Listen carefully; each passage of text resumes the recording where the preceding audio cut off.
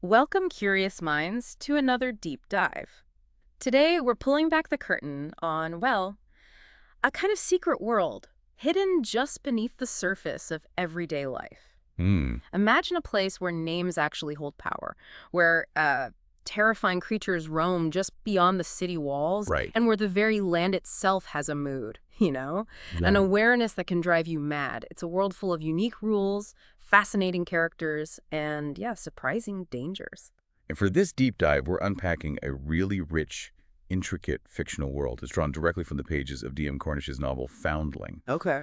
So our sources are direct excerpts from the book itself, which gives us this rare glimpse into its uh, complex tapestry, reveals everything from its unique social structures to its really unsettling monsters. Our mission today, then, is to act as your expert guides. We'll navigate the initial chapters of this narrative, try and extract the most important nuggets of knowledge, of insight. We'll explore Rosamund's challenging beginnings, delve into the unique professions and creatures of this land, and follow his unexpected journey into a larger, much more perilous world. Definitely. By the end, you should feel pretty well informed, maybe even ready to step into this world yourself.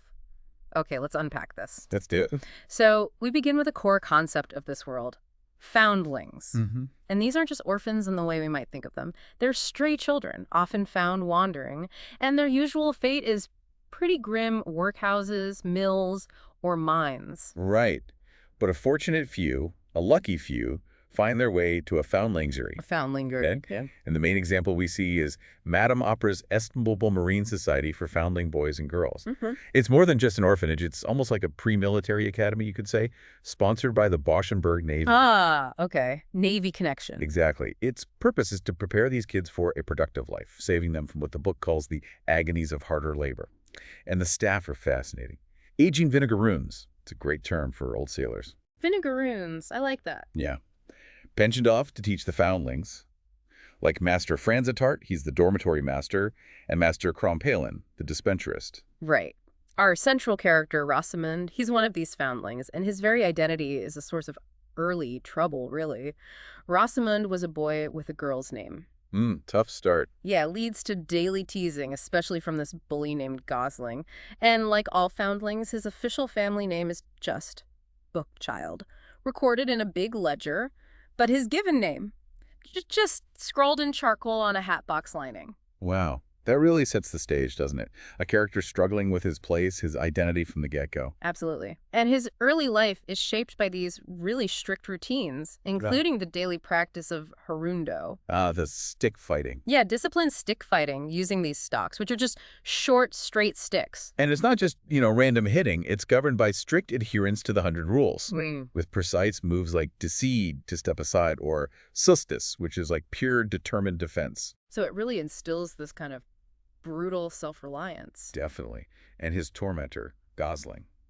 He comes from a powerful family, apparently, but was himself abandoned, which just adds this layer to his cruelty, making everyone else's life miserable. But despite this harsh environment, Rosamund isn't totally alone. There's Verlaine, the parlor maid. She takes special care of him, offers tender attentions, gives him little pamphlets. There's a small bit of kindness there. Yeah, a little oasis. And then there's Master Crompalin, the foundlingsery's dispenserist or medicine maker. Okay, Crumpelin. Crompalin is, he's a quietly brilliant character, I think. Former Navy man, seen half the known world, mostly reserved, But when he does talk, it's often about the wonderful and often violent reactions of ingredients he blends and stirs. A bit of a mad chemist vibe. Sort of. He's the kind of person who could just casually explain how he created Crompalin's extinker, his own special Nulador. Nulador. What's that? It completely hides your scent from anything or anyone that might want to smell you. Pretty useful in that world, I imagine. Yeah, I bet. And speaking of healing, or maybe not healing, Rosamund experiences this thing called the Berchet. Ugh, the Berchet. It sounds like a nightmare. Torture masquerading as a cure involving putrid, mustard-colored fumes. Agonizing, apparently, but surprisingly effective. Yeah, these cleansing fires, as they call them. It works, but wow. And Master Franzart, the vinegaroon, he offers some very blunt wisdom.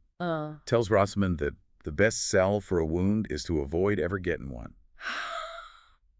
Practical, I guess. It's a harsh world, and that lesson seems to, Well, it seems to fit. It really does. And as Rosamund gets ready to step out into the wider world, he learns very quickly it's teeming with threats. Monsters, basically. Right. Generally categorized into knickers, those are the bigger ones, and bogles, the smaller ones. And if you're at sea, you worry about natterers. Sea monsters, too. Okay. And Ah. humanity's constantly fighting these things. Yep, it's called the everlasting struggle. And there are even conflicting views on whether humanity is actually winning or if it's just sort of a stalemate. What kind of monsters do we actually see? Well, there's the Etten, called a misbegotten shrew.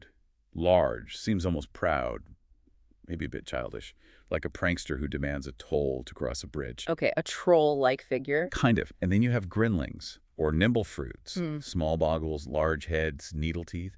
And the weird part, they wear clothes small copies of human fashion. Clothes. That's oddly specific and creepy. Right. It's this mix of terrifying and just bizarre. Yeah. Then there's the nuglung, an anthropoid, so animal head, on a small, human-like body. Okay. Even smaller is the glamgorn, a true bogle. And we actually meet one named Freckle later on, who kind of challenges our ideas, shows not all monsters are just pure evil. Interesting. So there's nuance even with the monsters. A little bit, yeah. And then maybe the most unsettling are the revermen, basically zombies, reanimated corpses, often ill-made and very dangerous. Yeah. These aren't just random encounters. They're fundamental, ever-present threat. Really shapes the whole society. So to fight these things, humanity relies on specialized monster fighters. And Rosamund meets a couple of different kinds, right? Exactly. Two very distinct groups, often clashing. First, you have the Scolds. They've been fighting monsters for like 15 centuries. Wow, long time. Yeah. They use powerful, strange, and deadly chemicals to slay or drive off creatures. They're respected, but people see them as strange, and they often, well, they stank of the very chemicals they use. Occupational hazard, I guess. Pretty much. We meet Sallow Maymir Moon, who's this nervous young Scold. He trains at a rhombus, which is their training ground. And he has these crew punkses. Crew punks. Monster blood tattoos. Yeah. Each mark represents a monster he's killed. Whoa. Okay, so that's the Scolds. What's the other group? The Lazars. They're much newer, appearing more recently. They come from this race called Cathars. And their method is really unsettling. How so? It involves secret surgeries, where whole systems of exotic glands, bladders, vessels, and viscera are literally sewn right in with all the existing entrails and nerves. What, so that's surgically enhanced? Massively. It gives them incredible, almost supernatural powers. But, and this is a huge but, it comes at a profound daily cost. They need this stuff called Cathar's treacle. Every day. Treacle. Like molasses? Not exactly. Yeah. It's a special concoction they need to prevent organ decay or spasming. Basically, their enhanced bodies will tear themselves apart without it. Good grief. That's a chilling trade-off for power, isn't it? Absolutely. It makes you wonder how desperate you have to be to undergo that kind of transformation. Seriously. And you mentioned different types of Lazars. Yeah, they specialize. We learned about Fulgurs. Okay. They can make and release immense charges of electricity. Like human lightning rods. Kind of, yeah. Their mark is a diamond-shaped spore above their left eye. And then there are Leers. They have augmented vision. Augmented vision. They can see things really clearly, hidden things far off. They use this device called an olfactologue, a box worn over the nose and mouth. Okay. Sounds uncomfortable. It gets worse. Here's the kicker. After a month of wearing it, it apparently could not be removed without surgery and the loss of the front of your face. Are you kidding? Lose your face. For better eyesight. That's what the text says. It's another one of those extreme trade-offs. Tells you a lot about the lengths people go to for an edge in this world. No kidding. Wow. But the challenges aren't just monsters or, dangerous superpowers. The land itself is weird. Yeah, the very land has this presence. It's known as Thrud. Thrud. It's described as the sensation of watchfulness and awareness of the land or waters about you. The main theory is that the land itself is strangely sentient, intelligent, and aware, and resents the intrusions and misuses of humankind. So the land itself is alive and possibly hostile. That's a powerful concept. It really is. Imagine walking through a forest that's actively watching you, maybe judging you. How does that affect people? Just makes them jumpy. Well, yeah, it definitely fosters this deep-seated paranoia. Paltry Thrud, like a mild case, just makes you uneasy.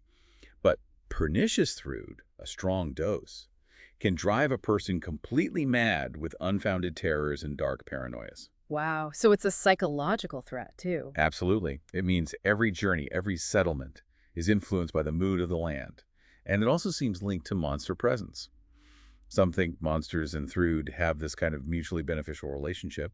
It shapes the landscape, but also the whole psychology of the people living there. And it's clear survival isn't just about fighting, but also cleverness, like chemistry seems really important. Definitely. It's this sort of hidden power underpinning a lot of things.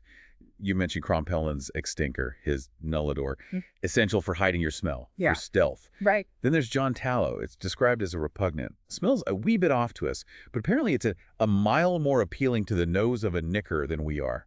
Leads them astray. So like a decoy scent. Exactly, a chemical decoy. It's this interesting blend of practical chemistry and something that feels almost magical in its effect. And of course that Cathar's treacle you mentioned, the stuff the Lazars need. Right, indispensable for them. Yeah. And its ingredients are telling: bezoariac, ratany powder, and something called sugar of none. Sugar of none. And the Crompellin explicitly says about it, only people up to no good had any business messing with it. So the very thing keeping these super soldiers alive is made from shady stuff. Exactly. Highlights that dark underbelly of power again. The cure is tied up with things that hint at illicit or dangerous origins. So Rosamund's path, it takes this really unexpected turn. This official-looking stranger shows up, Mr. Sebastopol. Yeah, the Lear. Right, the Lear. And he's a lamplighter's agent from High Vesting. He arrives at the Foundlingerie and offers Rosamund a job as a lamplighter on the conduit Vermis, the Wormway. And this is just crushing news for Rosamund. He always dreamed of the Navy, seeing the sea. Instead, he's headed inland to light lamps along some road. He feels stuck between two very unpleasant choices, the stone and the sty, which really captures the limited, often harsh options a foundling has. Yeah, you feel for him there. But despite his disappointment, they do prepare him pretty thoroughly for the road. Oh yeah, he gets a stout set of proofing, which is like protective clothing, made by a tailor who owed a debt to Franzitar and Crompellin. Little network there. Nice. And he gets gear. Yep, essential utensils, turnery, big and mess kid, and provisions.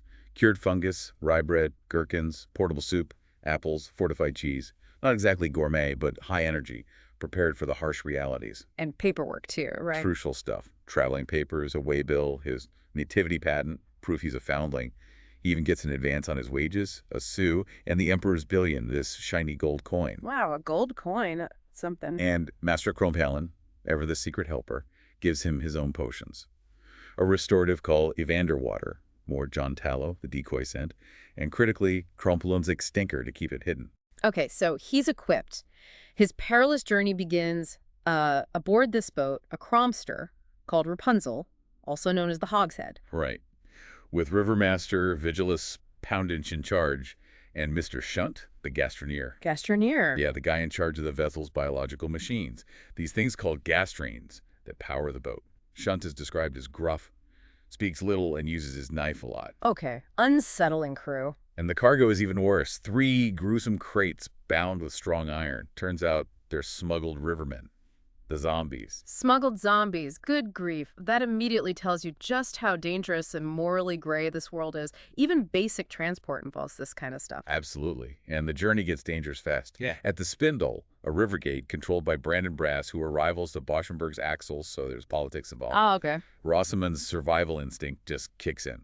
He jumps into the inky chill of the mighty Humor River to escape poundage. Just jumps overboard. Yep.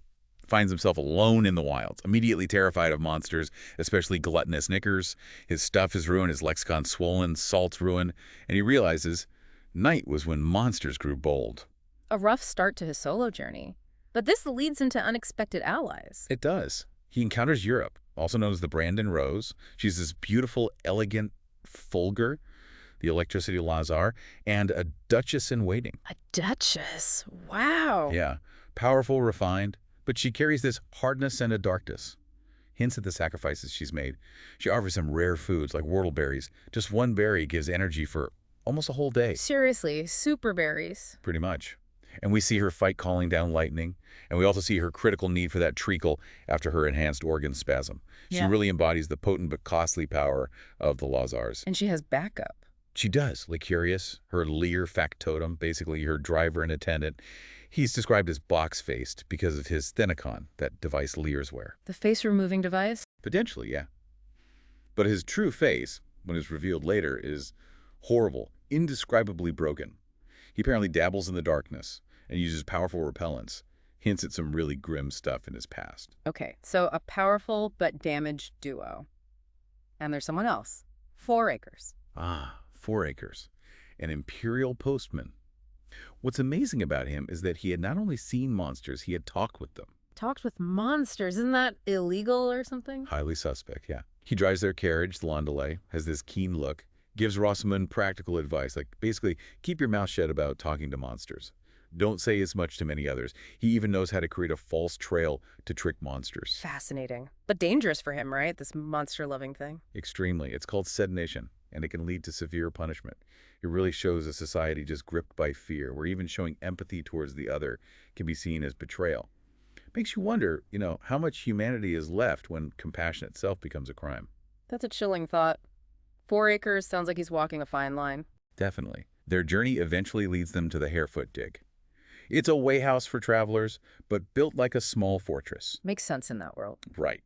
Here, Rosamund meets the staff, Mr. Belatus, the owner, Madame Felicitine, the Enrica Dama, who's really prejudiced against pugnators, monster fighters like Europe. Tension. Yeah. And Dr. Verhoevenhoven, who explains more about the blasphemous surgeries Lazars undergo and just how critical that Cathar's treacle is for their survival. And Salah Mimir shows up again, the nervous scold. He does. He gets recruited to brew Europe's treacle, which again just highlights these strange alliances and dependencies. Yeah. Scolds and Lazars aren't exactly friends, but needs must. Right. And Europe, even while recovering, she pushes back against the prejudice. Yeah, in this great display of defiance. After she recovers from spasming, she tells Madame Felicitine, "My money glitters as well as another's, madam, and here in this bed I will stay." She asserts her authority, the power her abilities give her, even when someone looks down on her. Good for her. And it's around here that Rosamund's empathy really comes through, with Freckle. Exactly. This is a key moment. He finds this glamgorn named Freckle, a kind, friendly monster trapped in a crate with an ill-made Reverman, one of the bad zombies. A friendly monster. Seems so. Just one lonely Freckle. And seeing this shifts Rosamund's perspective. He insists on rescuing Freckle despite the huge risks, despite Europe initially being reluctant. That's a big step for him, isn't it? Given everything he's been taught about monsters. It's huge. It shows this fundamental goodness in him, this ability to see beyond the label monster, and adding to the tension, he's physically bound by a bailiff shank, this impossible knot that only someone else can undo. Emphasizes how much he now relies on these unconventional allies he's made. Okay, so eventually, after all this, he arrives at Winstermill, the Lamplighters' manse, their headquarters. Right, and it's not just some country house. It's described as much larger, squatters, mightier, and much more solid. Built like a fortress, basically. Crenellated strong points, great guns, walls angled to deflect cannon shot. Wow, even the Lamplighter HQ is fortified. Tells you about the constant threat level. Absolutely. And for Rosamund, the new guy, the most striking thing is this glittering necklace, a long line of brightly flaring lanterns, stretching off into the gorge. Those are the very lamps he's now expected to tend. His new life, laid out visually. And inside, it's bureaucracy. Pretty much.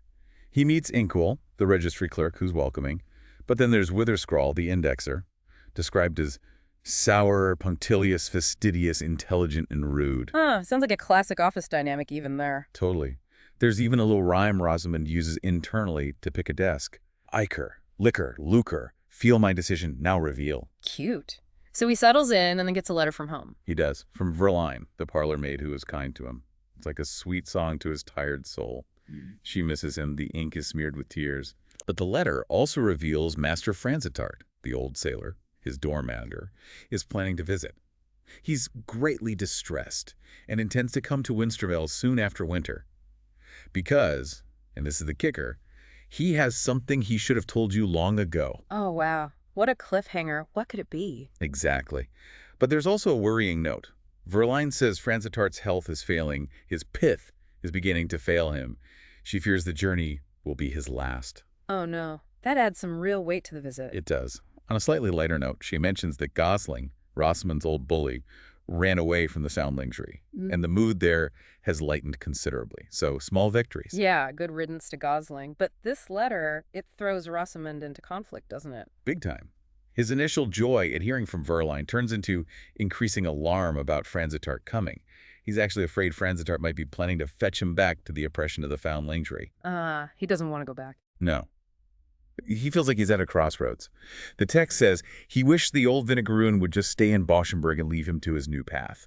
He started this whole new life as a lamplighter. But he's also got this lingering thought about maybe becoming Europe's factotum, her attendant, pulled towards an even wilder kind of existence. So he's really torn about his future. Definitely. It leaves him and leaves us as readers really contemplating what freedom and self-determination actually mean in a world where so many choices seem to be made for you or are just incredibly dangerous. And there you have it. We've journeyed through this really intricate world, from the strict life of a foundlingry to the dangers of monster-infested roads and the complex, often morally gray world of the monster fighters. We've seen Rosamund evolve, haven't we? From this teased boy into someone navigating immense danger, making his own moral choices.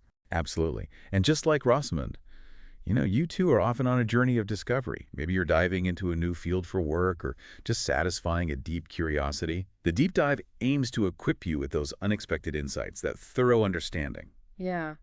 What does this all mean? I guess it means that even when you're in the most unfamiliar territory, if you have the right guides, keep an open mind. You can gain knowledge that feels both quick and, well, profound. Well said. So, thinking about Rosamund, he met Freckle, a kind monster. He fought alongside complex, maybe morally ambiguous monster fighters like Europe. He learned the land itself might be watching him and that simple compassion could get you punished.